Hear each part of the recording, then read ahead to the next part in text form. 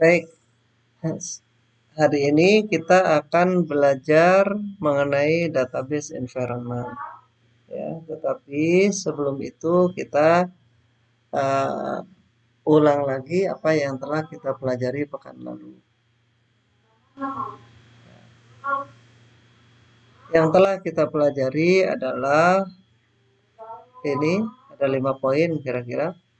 File based approach, kemudian database approach, data versus informasi, kemudian database dan DBMS. Ya, kalau file based approach itu pendekatan sistem di mana setiap software mempunyai dan mengelola data sendiri-sendiri. Sedangkan database approach adalah pendekatan sistem di mana banyak atau beberapa software, beberapa aplikasi menggunakan data yang sama. Database approach, kata kuncinya adalah share of collection data. Kumpulan data yang dibagi, yang terbagi atau diakses bersama-sama. Kemudian data versus informasi. Kalau data adalah fakta-fakta yang akan diolah menjadi informasi. Sedangkan informasi adalah hasil pengolahan data yang akan digunakan sebagai dasar dalam pengambilan keputusan.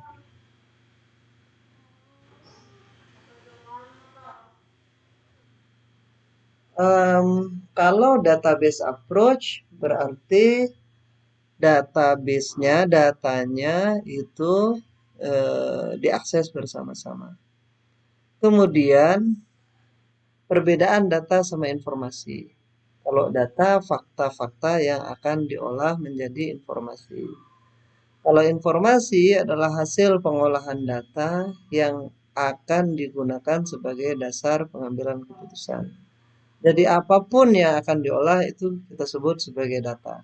Sedangkan yang sudah merupakan hasil pengolahan dan akan dijadikan sebagai dasar dalam pengambilan keputusan, maka kita sebut informasi.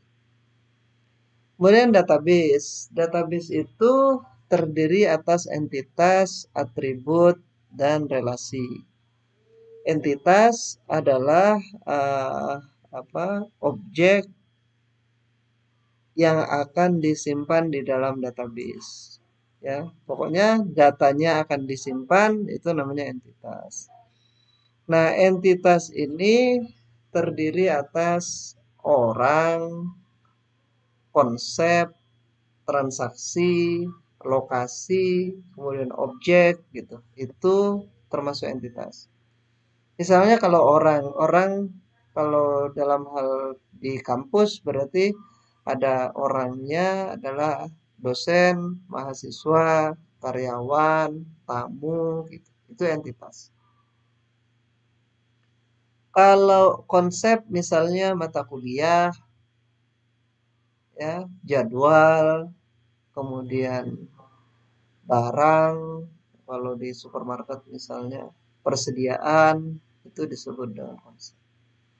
Kemudian ada transaksi. Kalau transaksi misalkan penjualan, pembelian, kemudian kalau di kampus berarti perkuliahan, ujian, itu transaksi. Tempat misalkan kampus, ya, gudang misalnya, ruang kelas, gitu. Itu adalah tempat. Selanjutnya atribut. Atribut adalah properti atau karakteristik yang dimiliki oleh oleh apa? Oleh entitas. Misalnya kalau mahasiswa, dia punya atribut NIM, nama, alamat, jenis kelamin, dan seterusnya. Dosen juga begitu. NIM, nama, alamat, tempat tanggal lahir, kemudian perguruan tinggi terakhir, pendidikan terakhir, gitu. Itu atribut untuk dosen. Kalau misalkan perkuliahan, ada tanggal perkuliahan, kemudian di ruang mana, dosennya siapa gitu. Itu atribut. Atribut untuk perkuliahan, tanggal perkuliahannya, ujiannya gitu. Kalau penjualan misalnya transaksi penjualan berarti ada tanggal penjualannya, jamnya, kemudian kasirnya siapa, di, di nomor register yang mana gitu. Itu penjualan. Kemudian untuk ruangan, lokasi misalkan kampus, nomor kampus, nama kampus, alamatnya misalnya. Atau gudang, kalau tempat juga gudang berarti nama gudang, lokasi gudangnya, alamatnya, penanggung jawabnya siapa. Nah, itu adalah atribut dari gudang. Gudang dalam hal ini entitas tempat. Lalu relasi atau relationship. Relationship adalah hubungan antar entitas. Hubungan antar entitas.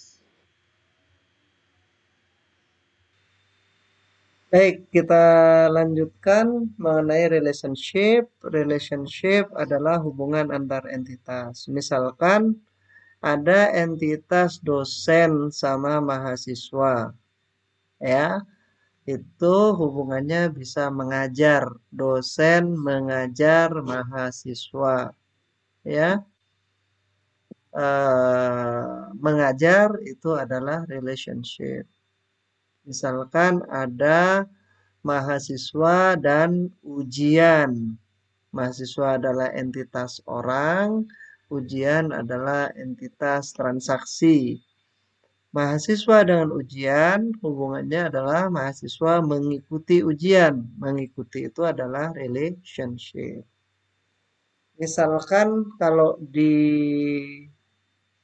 toko atau di supermarket ada barang, kemudian ada pelanggan. Pelanggan dengan barang hubungannya apa?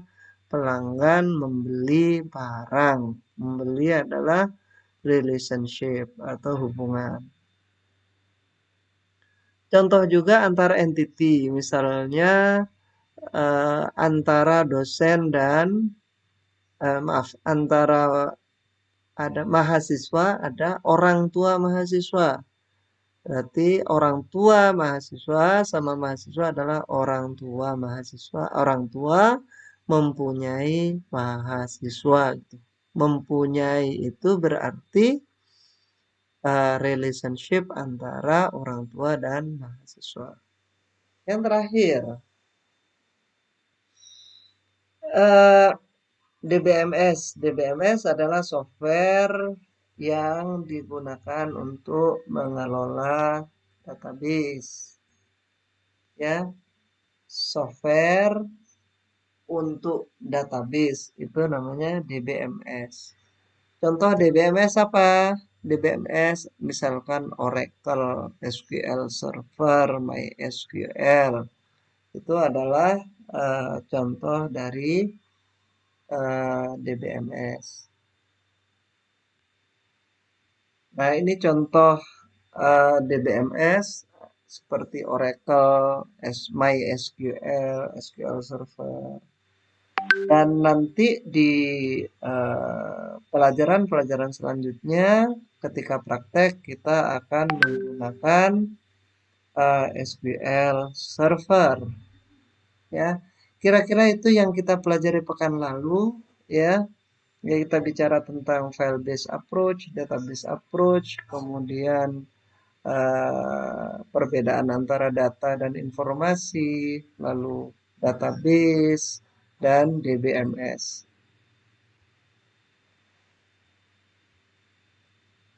Selanjutnya ini akan kita pelajari hari ini, yaitu database environment atau lingkungan database.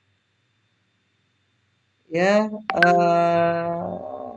jadi ada 3 level arsitektur database.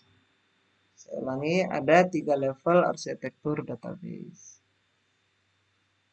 Nah, objektifnya atau sasarannya adalah semua pengguna harus dapat mengakses data yang sama. Saya ulangi, three level architecture ini tujuannya adalah atau sasarannya adalah semua user harus dapat mengakses data yang sama. Contoh misalnya nih, saya kasih contoh. Saldo tabungan Dudi, Dudi ini nama orang, di Bank Japra, Japra ini nama bank ya. Saldo tabungan Budi, harusnya Budi ya, bukan Budi. Saldo tabungan Budi di Bank Japra, Budi nama orang, Bank Japra nama bank, adalah sebesar 3 juta. Maka, nah ini diakses bersama-sama nih, data yang sama. Yang pertama, saat Budi cek saldo di ATM, maka saldonya akan sebesar 3 juta. Kemudian saat Budi print saldo di teller, maka saldonya sebesar berapa? Belum ada penarikan, belum juga dia terima dari yang lain, maka saldonya harus 3 juta. Jadi baik dicek di ATM maupun di print di teller di kantornya bank itu, maka saldonya harus sama. Mengapa? Karena semua user harus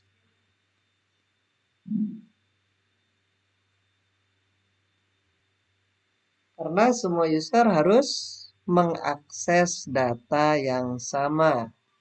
Ya, karena datanya sama, baik di ATM maupun di teller, maka saldo Mas Budi tadi adalah sama-sama 3 juta. Itu maksudnya.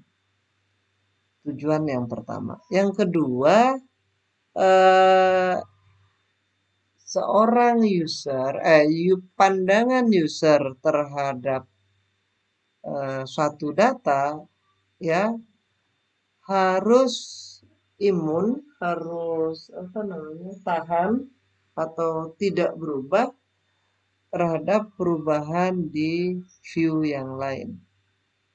Misalnya begini contohnya. Dosen sebelumnya hanya bisa melihat data mahasiswa berupa NIM. Kemudian saat NIM dan nama maksudnya. Dosen bisa mengakses kayak saya, bisa mengakses data NIM dan mahasiswa di kelas yang saya ajar. Kemudian saat dosen diberikan hak akses sehingga bisa melihat NIM, nama, alamat, berarti ada tambahan alamat.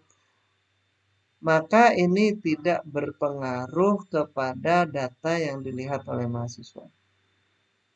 Jadi dalam hal ini kan dosen dan mahasiswa sama-sama bisa melihat data mahasiswa. Tapi dosen tuh diberikan hak untuk mengakses NIM dan nama saja. Kalau mahasiswa bisa mengakses datanya seluruhnya misalnya. Ketika dosen diberikan tambahan akses alamat, maka tidak berpengaruh kepada data yang dilihat oleh mahasiswa. Itu maksud. Kemudian berikutnya user ya tidak seharusnya butuh mengetahui penyimpanan database secara detail. Jadi user itu tidak perlu tahu eh, penyimpanan database secara fisik secara detail, nggak perlu. Contoh nih, kita semua nih kan nasabah sebuah bank. Misalnya kita semua adalah nasabah sebuah bank. Pertanyaannya adalah, perlukah kita tahu di mana server bank tersebut diletakkan? Itu kan fisik ya. Jadi secara fisik servernya itu ada di mana, perlu tahu nggak kita? Ya, nggak perlu tahu. Nggak penting buat kita servernya ada di mana. server disimpan di mana itu nggak penting. Kemudian yang kedua, perlukah kita tahu DBMS yang digunakan apa? Misalnya kita nasabah Bank Syariah Indonesia misalkan, ya perlu tahu nggak kita ini database-nya DBMS-nya pakai Oracle, pakai SQL Server, MySQL, Postgre, NoSQL atau apa gitu. Perlu nggak? Nggak penting buat kita. Dia mau simpan, eh, dia mau kelola database-nya menggunakan DBMS apa itu nggak penting buat kita. Nah, kemudian pertanyaan ketiga nih.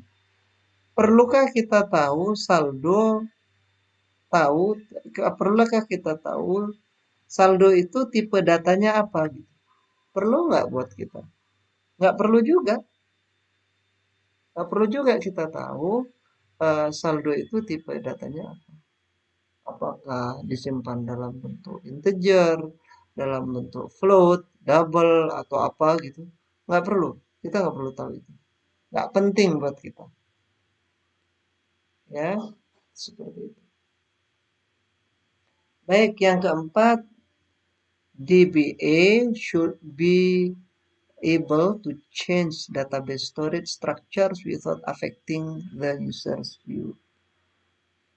Ini em, maksudnya gini, DBA saya di bawah saya kasih keterangan DBA adalah orang di paling bawah nih, di paling bawah sini saya kasih penjelasan DBA atau database administrator adalah orang atau kumpulan orang yang salah satu tanggung jawabnya adalah menciptakan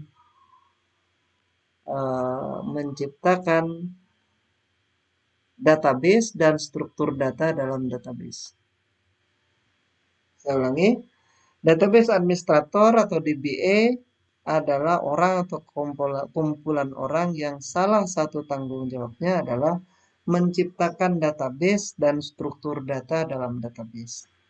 Ya, karena dia yang menciptakan struktur data atau bisa melakukan perubahan terhadap struktur data di database, maka yang nomor 4 itu dia mestinya ya dapat mengubah database storage structure. Maksudnya struktur database dia bisa ubah.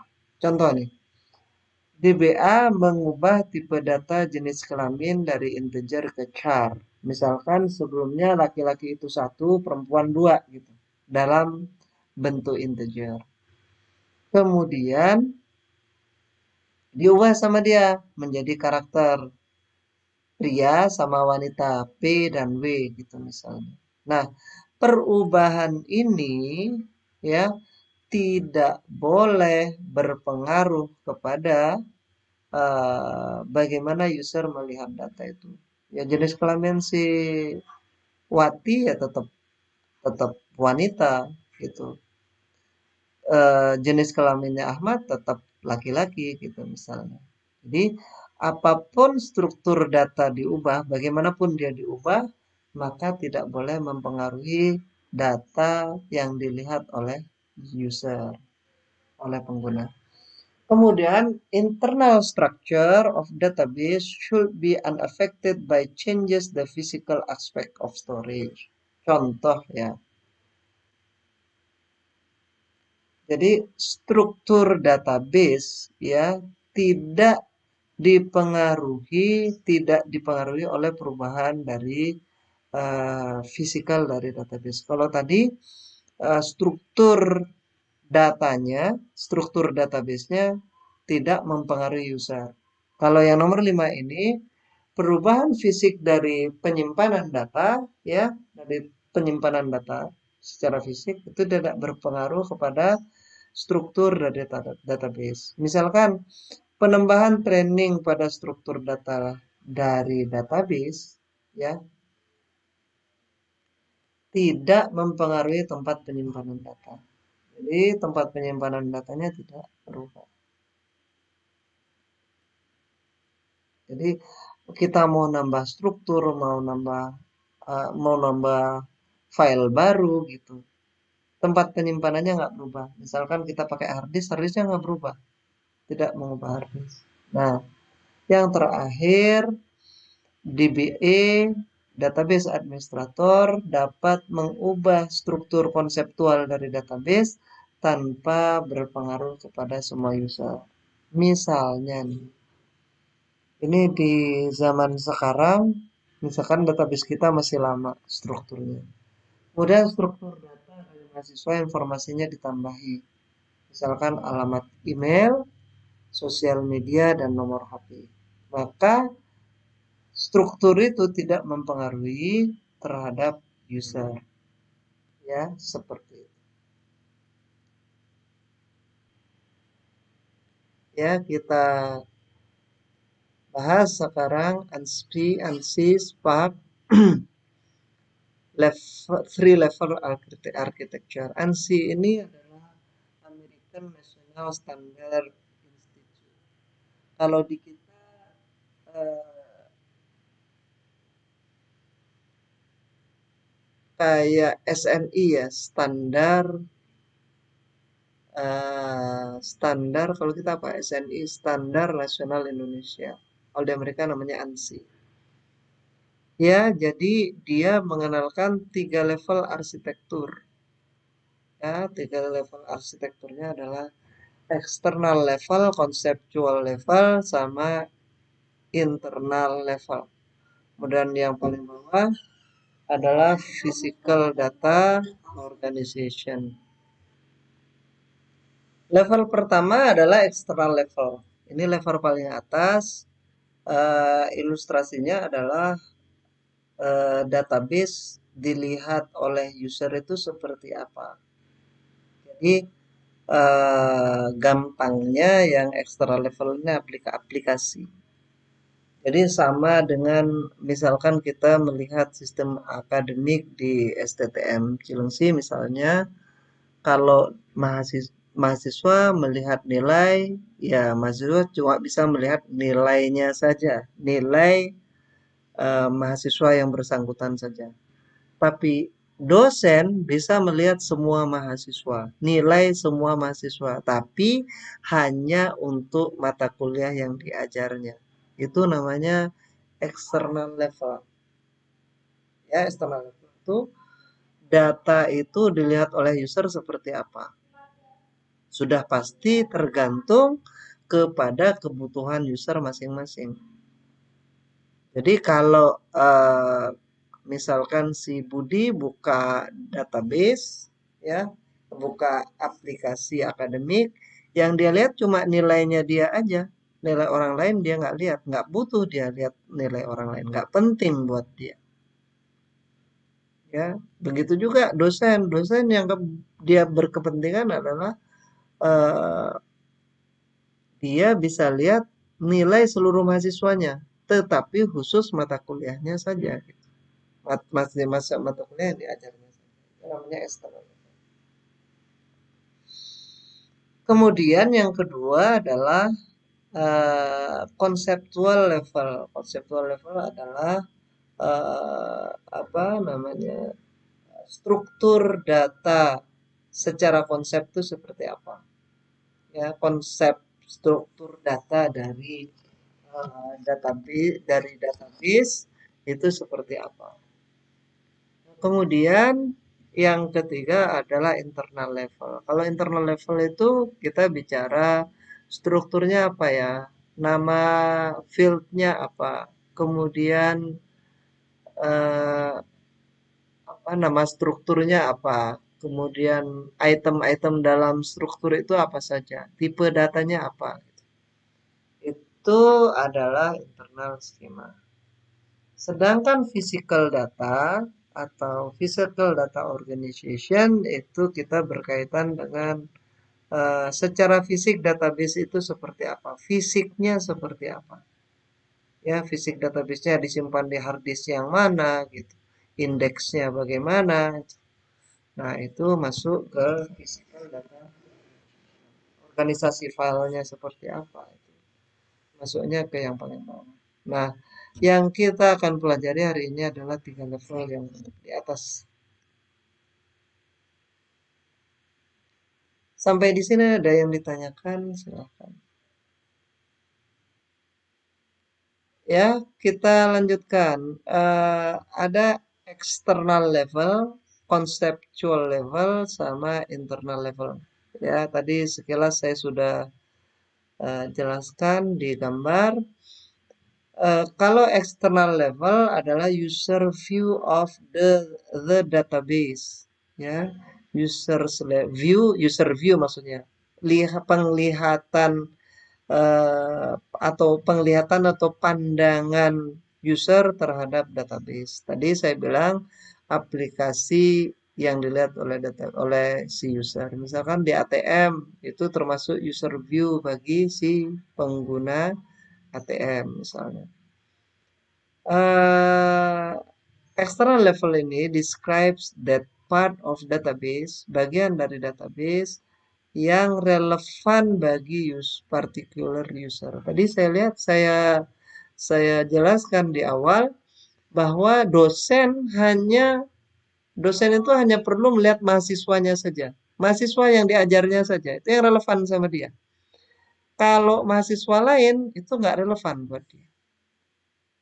Ya, contoh mahasiswa bagi dia yang relevan adalah nilai dari seluruh mata kuliah yang pernah dia ambil. Nilai mahasiswa yang lain nggak relevan buat dia. Jadi seperti itu extra level. Jadi melihat data yang relevan saja untuk dia. Kemudian contoh nih nasabah bank, ya, misalkan data di ATM, di mesin ATM itu bagi nasabah bank. Perlu nggak alamat di mesin ATM? Nggak perlu, nggak relevan buat dia. Alamat tuh nggak relevan. Yang relevan buat dia adalah saldonya berapa. Itu relevan. Kemudian dia bisa melakukan transaksi apa saja. Itu yang relevan buat dia. Itu external level. Kemudian yang kedua conceptual level. Conceptual level ini community view of database. Ya, conceptual level ini menjelaskan apa data yang disimpan di dalam database. Saya ulangi, conceptual level ini menjelaskan data yang disimpan di dalam database itu apa. Kemudian hubungan antar data dalam database seperti apa. Itu namanya conceptual level. Misalnya yang tadi saya sebutkan di awal, yang telah kita pelajari itu ada di database itu ada entity, ada attribute, ada relationships. Nah, entity-nya itu apa misalnya? Oh, mahasiswa. Terus ada dosen, ada apa namanya? Ada mahasiswa, dosen, perkuliahan misalkan. Misalkan anggaplah ada tiga itulah ya. Kemudian mahasiswa, dosen itu atributnya apa saja? Oh, ada kode dosen, nama dosen, pendidikan terakhir, alamat dan lain sebagainya. Kemudian kalau mahasiswa apa? NIM, nama, program studi, alamat dan seterusnya. Perkuliahan apa? Tanggal kuliah, jam kuliah, kemudian mata kuliahnya, ruangannya di mana. Nah, kemudian itu entitas. Kemudian masing-masing di di antara entitas-entitas itu dijelaskan hubungannya. Dosen sama mahasiswa hubungannya apa? Mahasiswa sama perkuliahan hubungannya apa? Dosen dengan perkuliahan hubungannya apa? Perkuliahan sama mata kuliah hubungannya apa? Nah, itu dijelaskan semua di conceptual level. Berikutnya adalah internal level. Internal level itu physical representation of database on computer. Jadi ini bicara tadi kita bilang data yang disimpan apa. Kalau di internal level kita bicara mengenai level ini untuk mahasiswa itu. NIM itu tipe datanya apa ya? Ya, tipe datanya apa? Karakter kah? Atau integer kah? Gitu. Itu berarti kita bicara mengenai secara fisik nanti disimpan seperti apa di komputer. Kemudian describes how the data is stored in the database. Jadi bagaimana data itu disimpan di dalam di dalam database. Jadi kira-kira itu. Kalau internal level itu ada, external level adalah aplikasinya seperti apa, conceptual level ya berarti desain rancangan database-nya seperti apa. Kalau physical level itu rancangan database itu disimpan di dalam fisik database seperti apa.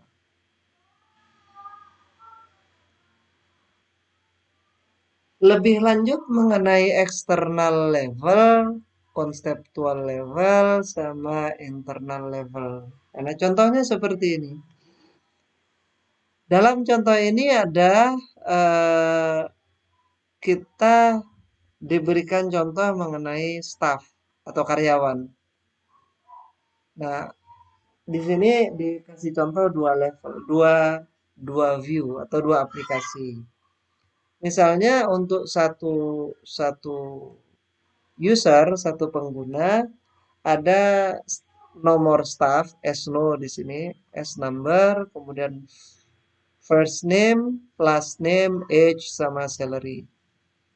Di user yang pertama.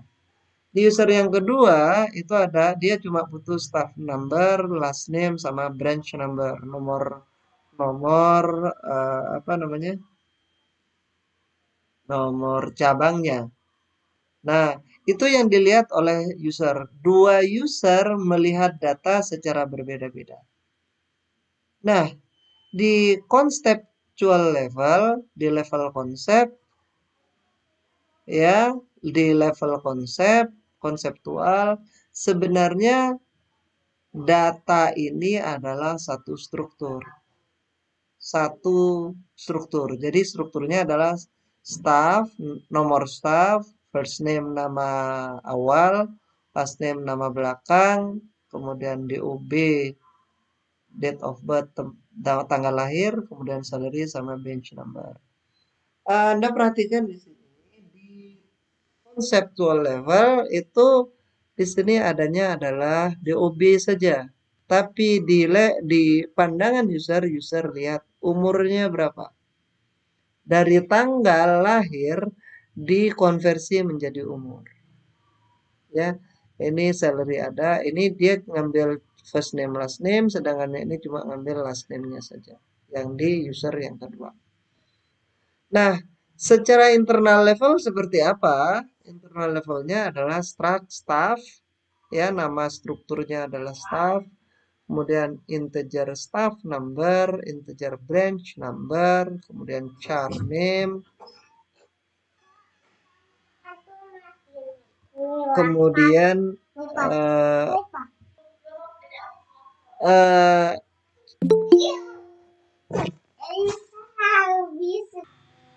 baik, kita lanjutkan ya. Jadi struct staff, ada integer staff, no, kemudian integer branch no, char f name 15, jadi first name-nya 15 karakter, last name-nya 15 karakter. Kemudian ada struct date, ya tanggal, date of birth. Kemudian float salary, salary-nya float. Kemudian struct staff, bintang next dan seterusnya. Jadi ini perbedaan 3 level dari ANSI Spark. Data independence. Ya, data independence itu adalah data sama aplikasi terpisah. Jadi antara data dan program terpisah.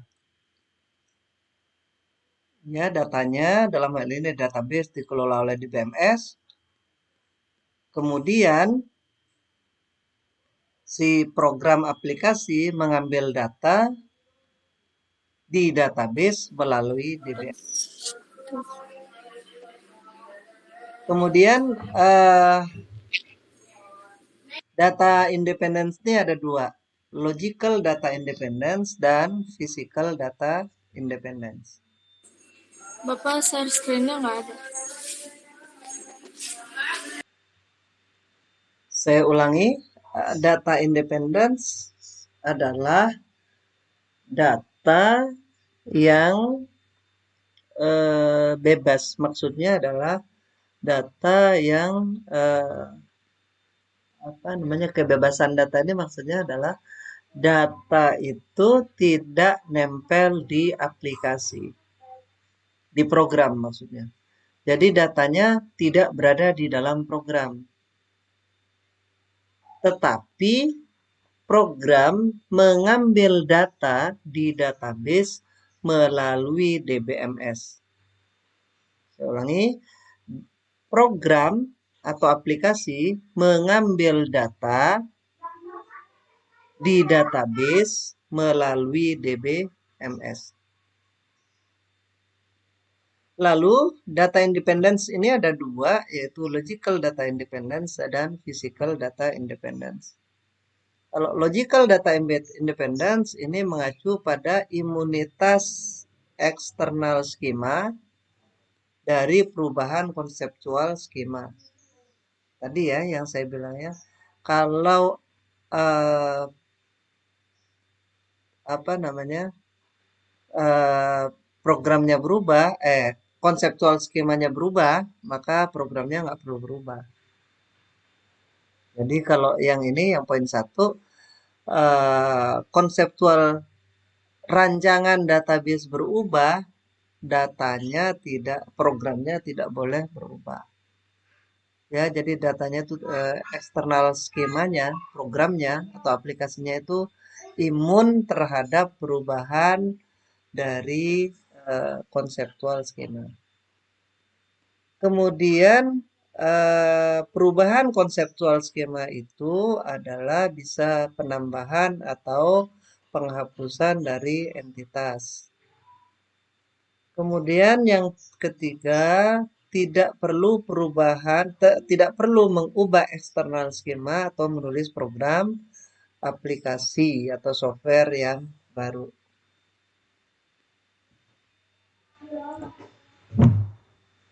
Jadi logical data independence ini artinya adalah setiap perubahan skema database tidak perlu membuat program baru atau tidak perlu menulis ulang program yang baru. Kemudian physical data independence. Physical independence refers to immunity of conceptual schema to change the internal schema. Ya, jadi konseptual skema tidak perlu berubah kalau ada perubahan internal skema.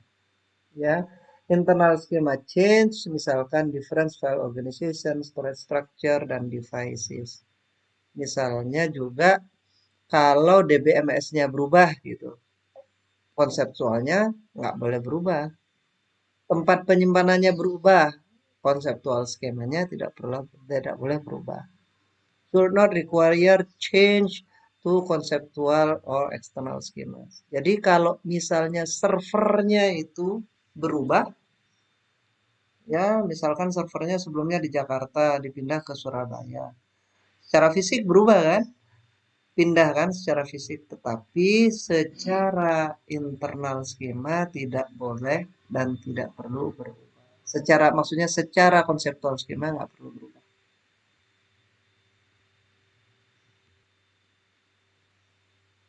Berikutnya data independence and data and the NC SPARC 3-level architecture. Jadi perlu, untuk mendukung data independence perlu ada mapping antara eksternal dan konseptual, antara eksternal skema dengan konseptual skema. Ini namanya data logical data independence. Kemudian ada konseptual internal mapping, ini untuk menjamin adanya physical data independence.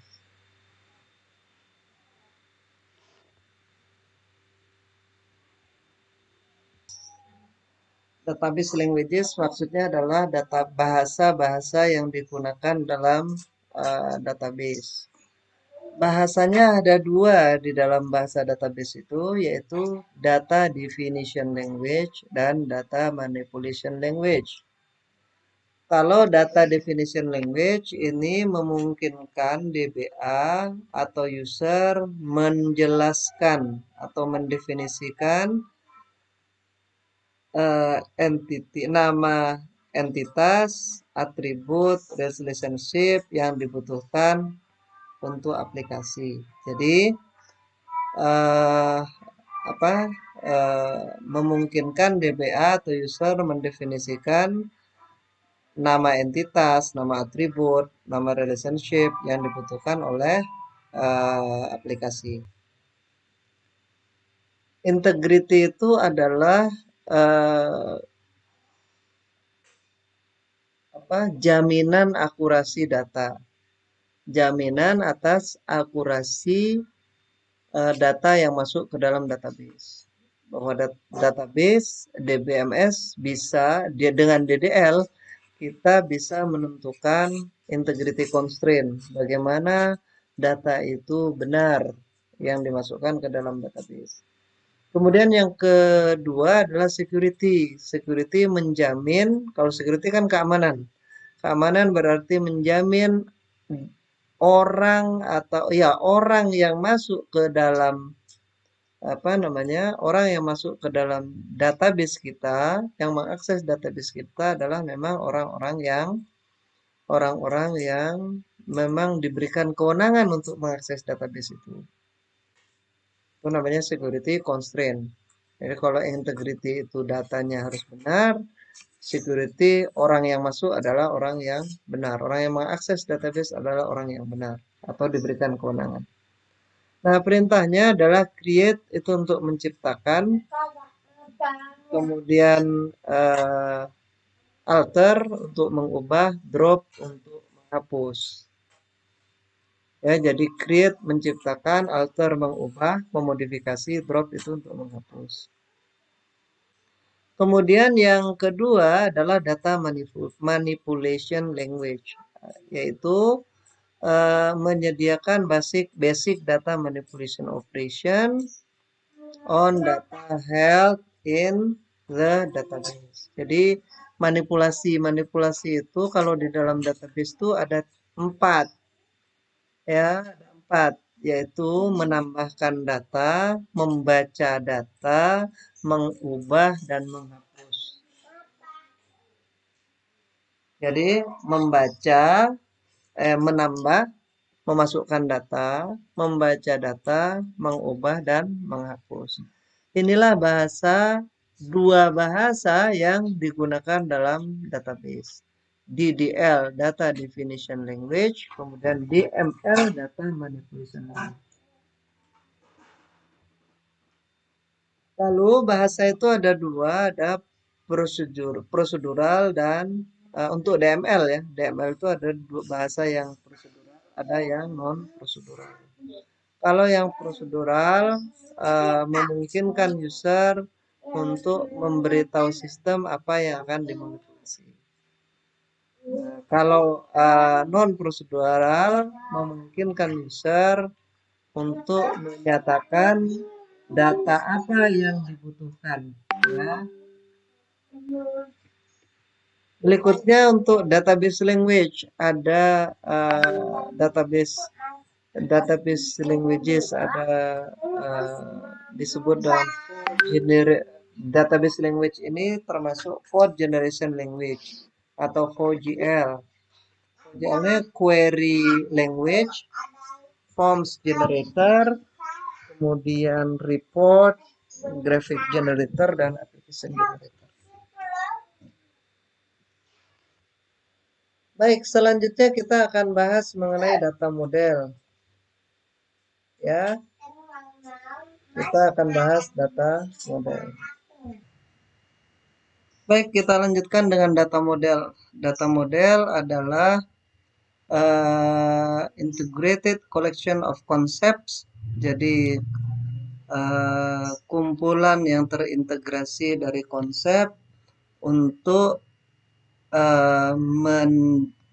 menjelaskan data, hubungan antar data, dan constraint dari data dalam organisasi.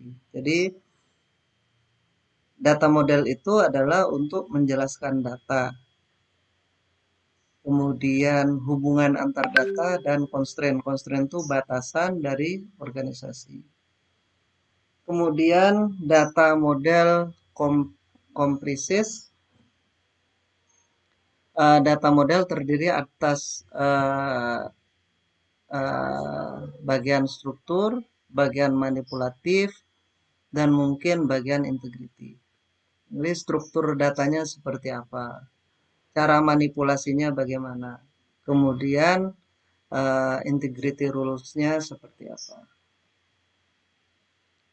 Ya, kemudian tujuan dari data model adalah pemodelan data, maksudnya adalah untuk merepresentasikan data dengan cara yang dapat difahami.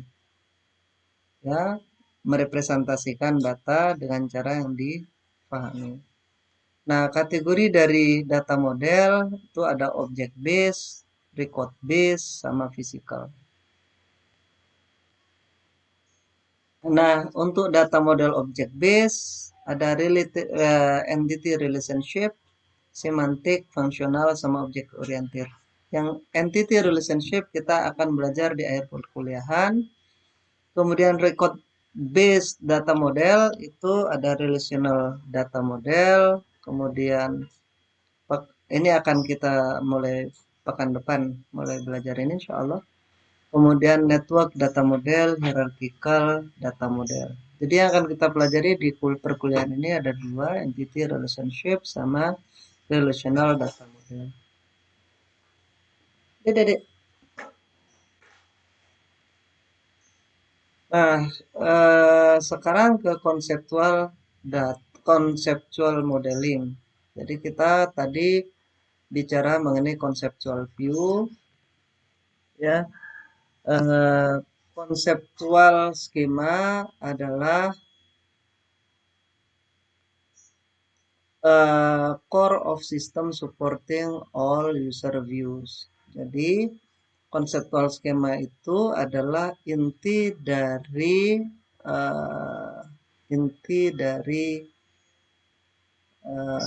dukungan sistem untuk seluruh user view. Jadi nanti di konseptual skema kita akan buat untuk menggabungkan seluruh kebutuhan user. User view itu untuk kebutuhan user terhadap data seperti apa.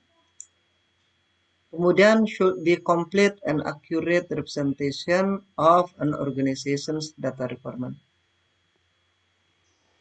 Harus lengkap dan akurat dalam merepresentasikan kebutuhan data dari organisasi.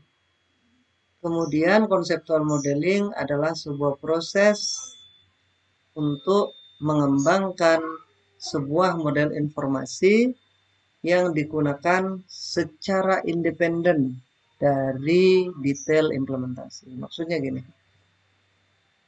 ketika kita buat konseptual model, maka kita masih bebas dari implementasinya seperti apa. Mau diimplementasikan di DBMS apa, itu masih bebas. Kalau konseptual itu masih bebas. Kita masih belum memikirkan nanti kita implementasikan di Oracle, kita implementasikan di SQL Server, kita implementasikan di MySQL gitu, belum.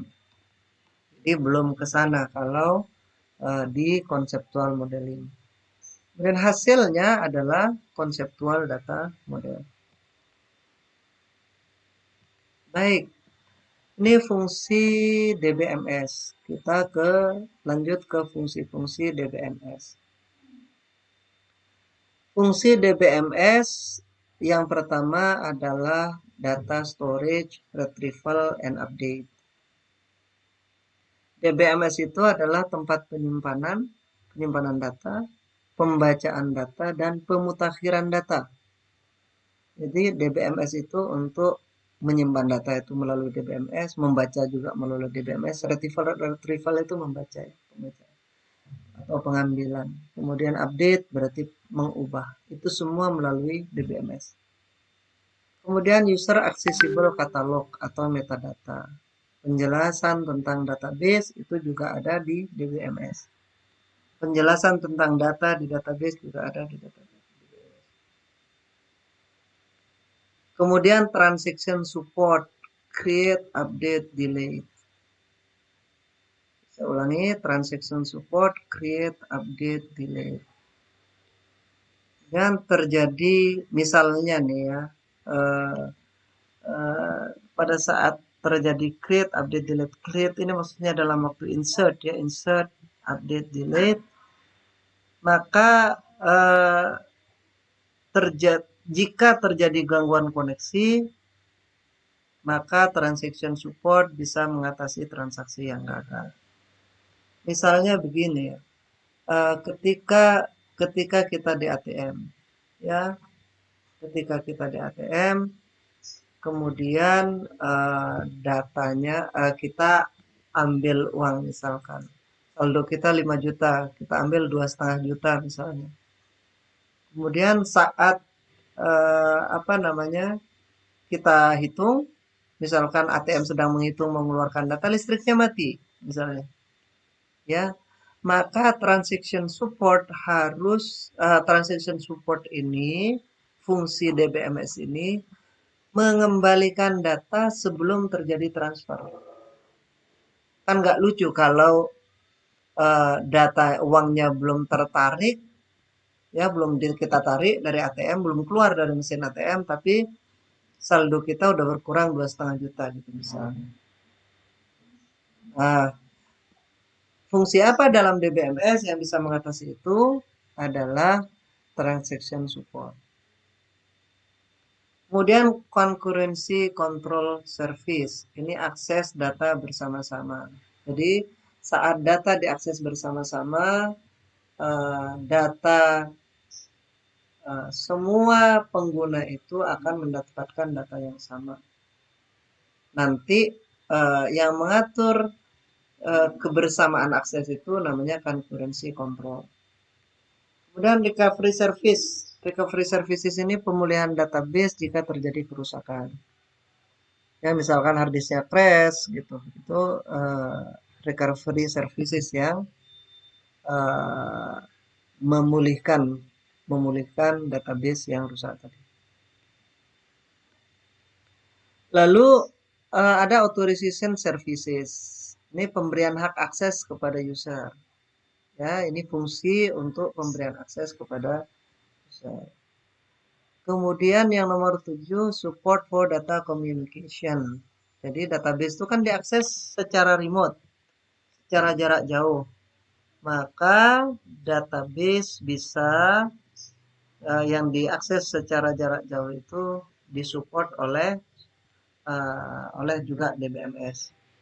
Kemudian yang nomor 8, integrity services, menjamin kebenaran atau akurasi data yang disimpan.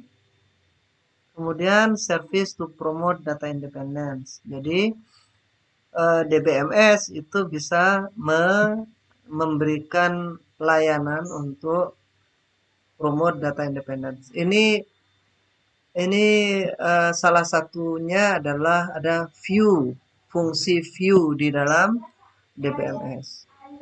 Kemudian yang terakhir adalah utility services seperti backup, restore, kemudian tuning performance, itu di utility services. Ini komponen dari DBMS. Ya, ada di atas itu programmer, user, DBA. Itu yang mengakses DBMS. Kemudian di DBMS itu ada DML, DDL, query processor. Kemudian yang paling bawah adalah di file manager, access method, kemudian sistem buffer. Baru di paling akhirnya di ujungnya adalah database-nya itu sendiri dan sistem katalog. Ini komponen database manager. Kemudian multi user DBMS. Multi user DBMS itu ada karena DBMS itu dipakai oleh user yang banyak. Makanya dia disebut multi-user, digunakan oleh user yang banyak. Arsitekturnya ada tiga, teleprocessing, file server, dan client server.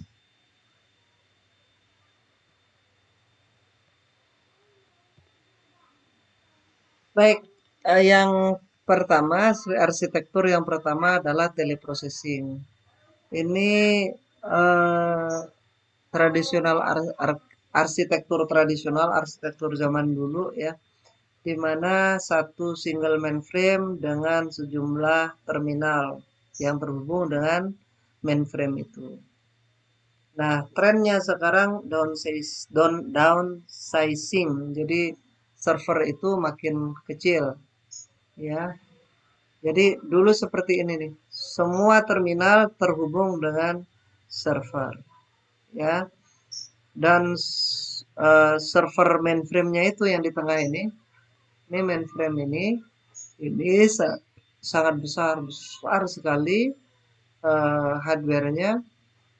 Kemudian dia terhubung ke ada terminal-terminal. Kemudian yang kedua, struktur kedua adalah file server. File server ini dihubungkan dengan sejumlah workstation melalui network. Ya, database berada di file server. Jadi file server, kemudian ada database di situ di file server, kemudian workstation berada di dalam workstation berhubung pada database.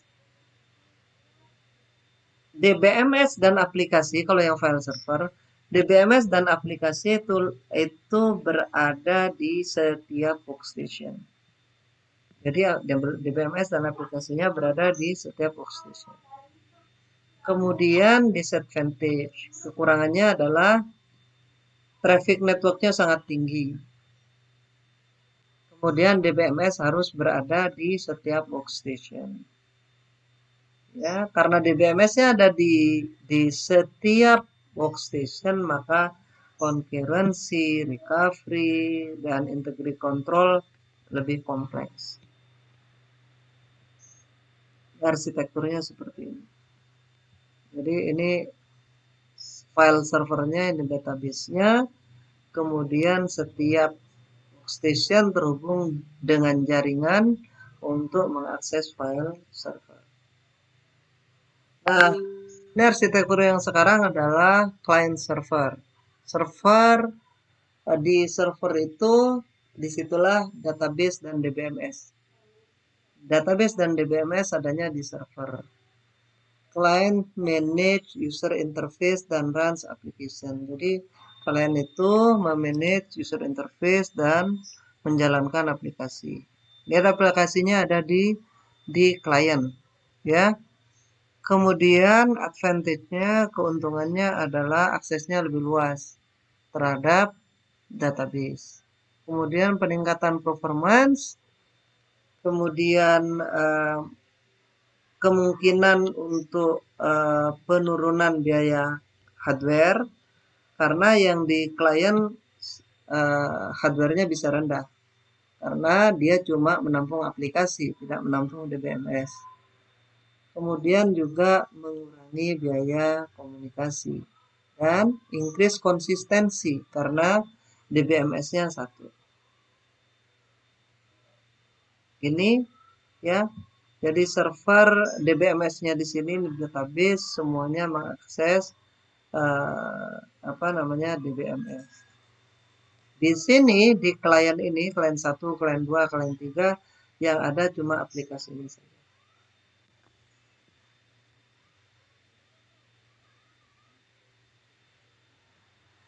Baik, berikutnya adalah transaction processing monitor.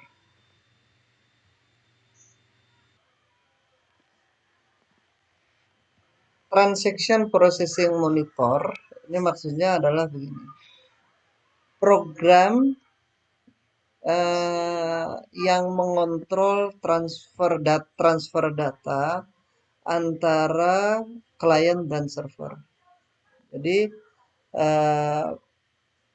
transaction processing monitor itu adalah sebuah program yang mengontrol data transfer Jadi transfer data antara klien dan server untuk menyediakan lingkungan yang konsisten, ya, terutama untuk online transaction processing.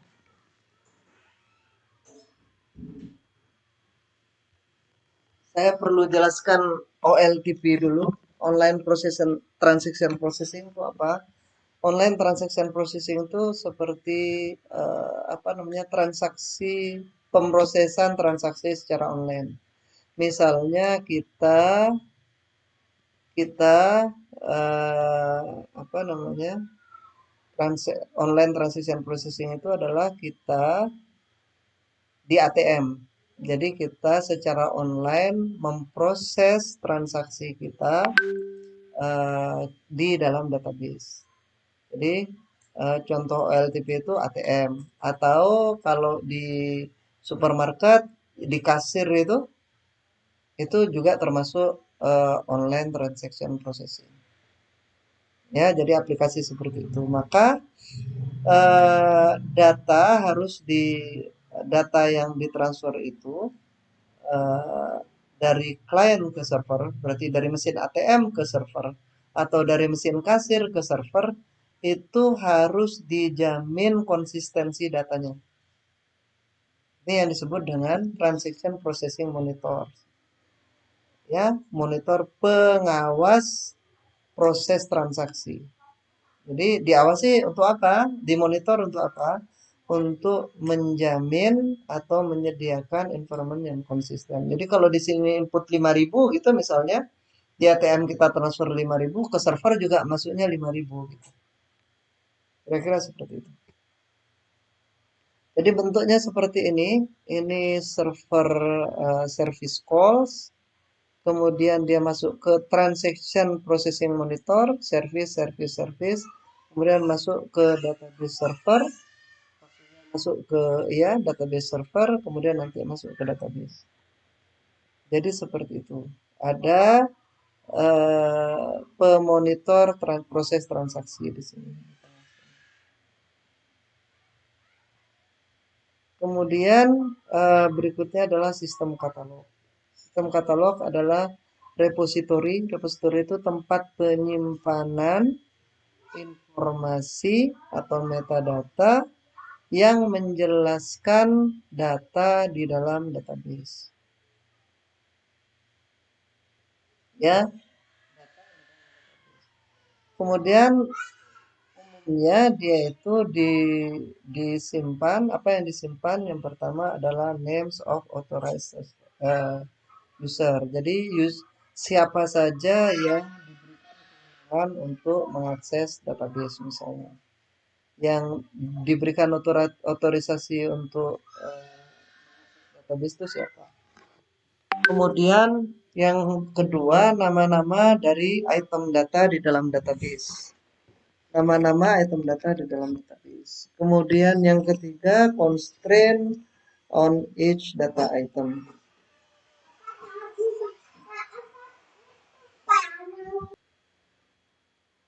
Item data yang dapat diakses oleh user dan tipe aksesnya apa. Jadi itu yang disimpan di dalam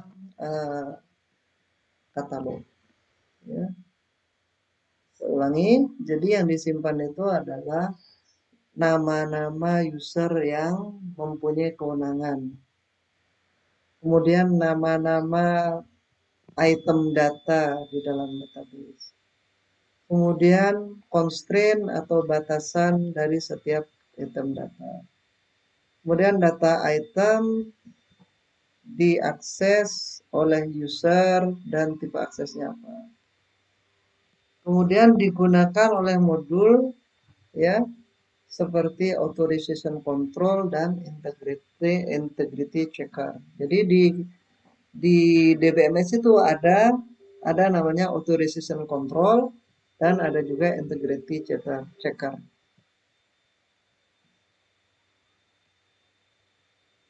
Jadi authorization control itu mengendalikan otorisasi user.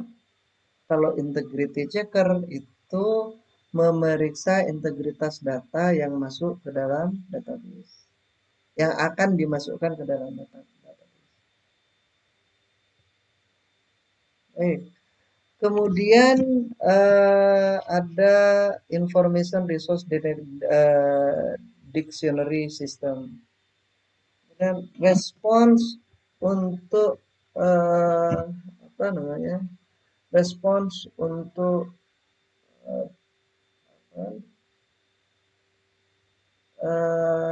response to attempt standardize data dictionary interfaces. Jadi IRDS ini adalah dictionary dalam database. Misalnya ini ya, contoh apa namanya, fungsinya atau sasarannya, tujuannya adalah accessibility data. Data itu bisa diakses. Extensibility data. Kemudian integrity of data. Kemudian control access to data. Ini ERDS. Nah, ERDS. Jadi yang di sebelah sini adalah panel interface, kemudian command language interface, ada export import interface, kemudian ada user application. Ya, ini ERDS service interface. Kemudian masuk di sini SQL database, non database. Kalau database ke sini, kalau non database ke sini. Ya, jadi itu pelajaran kita hari ini. Semoga ini bermanfaat. Terima kasih.